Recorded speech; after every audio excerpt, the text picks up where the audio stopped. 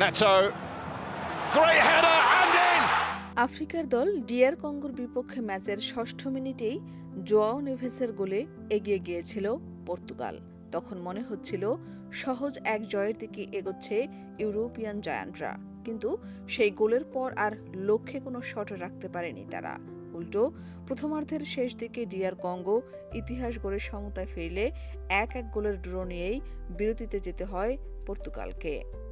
পুরো ম্যাচে বিবর্ণ ছিলেন ক্রিস্টিয়ানো রোনালদো, অথচ CR7-এর উজ্জ্বল পারফরম্যান্স দেখার অপেক্ষায় ছিল তার ভক্ত সমর্থকরা। তাদের তিনি হতাশ করেছেন 90 মিনিটে মাত্র 3টি শট নিয়ে। ম্যাচ শেষে তিনিও হতাশ, দলের পারফরম্যান্সও তার কাছে অস্বস্তিকর ছিল। তবে এই ড্রয়ের পরও সান্ত্বনা খুঁজেছেন রোনালদো, কারণ কঙ্গোর কয়েকটি আক্রমণে হারের সংখ্যা উঁকি দিচ্ছিল পর্তুগাল শিবিরে।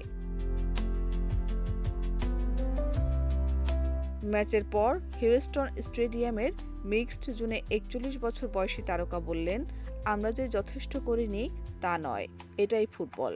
পর্তুগালের সুযোগ ছিল ম্যাচটি জেতার, কিন্তু হেরেও যেতে পারত। পর্তুগালের প্রথম বিশ্বকাপ ম্যাচের ফল নিয়ে সোশ্যাল মিডিয়াতেও মন্তব্য করেছেন রোনালদো। আসন্ন ম্যাচগুলোতে ঘুরে দাঁড়ানোর দৃঢ় প্রতিজ্ঞা তার। আমরা এমন শুরু চাইনি, কিন্তু এটাই শেষ নয়। আমাদের মনোবল ধরে রাখতে হবে এবং পরের ম্যাচে মনোযোগ দিতে হবে। শাহনাজ পারভীন, দেশ রূপান্তর।